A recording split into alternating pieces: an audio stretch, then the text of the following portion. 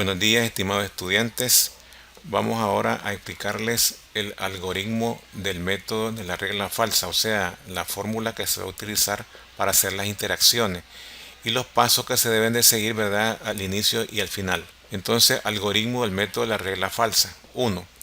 Primero, tenemos como entrada f de x igual a 0, ¿no?, que es la función que nos dan definida en el intervalo AB, que es la función que nosotros vamos a aproximarla y la que la vamos a hacer una aproximación exactamente a 0. Y segundo paso, f de a y f de b tengan signos opuestos, como miramos en la explicación de la gráfica. 3. Miremos ahora el tercer paso, que es el procesamiento de la información. Cuando hacemos el procesamiento de la información, tenemos entonces que aplicar el algoritmo. El algoritmo del método de la regla falsa se define de esta manera: x igual a por f de b menos b por f de a sobre f de b por f de a. Esa es la fórmula de su algoritmo para hacer las interacciones. Aquí se debe actualizar el intervalo AB. Si f de a y f de b, si f de a y el f de x y tienen el mismo signo, entonces se actualiza A o ya sea B. 4. Salida. Las salidas son los diferentes valores de x de la aproximación de la raíz. Entonces x va desde x1, x2, x3 hasta donde nosotros podamos trabajar hasta llegar a la tolerancia, a donde debe parar el número de interacciones. Luego, si f de a y f de b es negativo, tienen signos distintos, entonces pasamos al paso número 1. ¿Cuál es el paso número 1? Hacer la primera interacción. Paso número 2.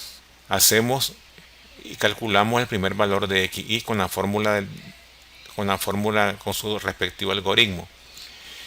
Entonces, una vez que ya estamos en esa parte, si f de x y igual a 0 a la hora, una vez que encontremos nosotros el x y lo evaluemos y nos da 0, o sea, con esa aproximación ya hacemos una aproximación. Con este valor de x que encontramos acá nos da una buena aproximación. Entonces, o b menos a sobre 2 menor que la tolerancia. Hasta ahí llegamos entonces. Y esa sería la solución óptima cuando lleguemos a este punto. Entonces la solución óptima es xy si se da esta situación. Si no se da esta situación, entonces hacemos y igual a y más 1, o sea que encontramos el x2 y hay que hacer una segunda iteración y hay que actualizar. Actualizamos a A o a B. Si f de a por f de b me da positivo, quiere decir que tiene el mismo signo. Entonces se actualiza a A y en vez de A ponemos el valor de xy. Ya estamos actualizando. Si no ocurre esta parte, se actualiza a B y en vez de B escribimos el valor de xy. Y ese es el proceso que se hace sucesivamente hasta que encontremos el valor más aproximado de la raíz de esta ecuación, la cual es la que, según la ecuación que nos den para que calculemos una aproximación más exacta a esa raíz. Estos son los pasos de entrada y salida para resolver una ecuación no lineal por el método de la regla falsa. Esperando que hayan comprendido esta parte. Gracias por su atención y nos vemos en el próximo video.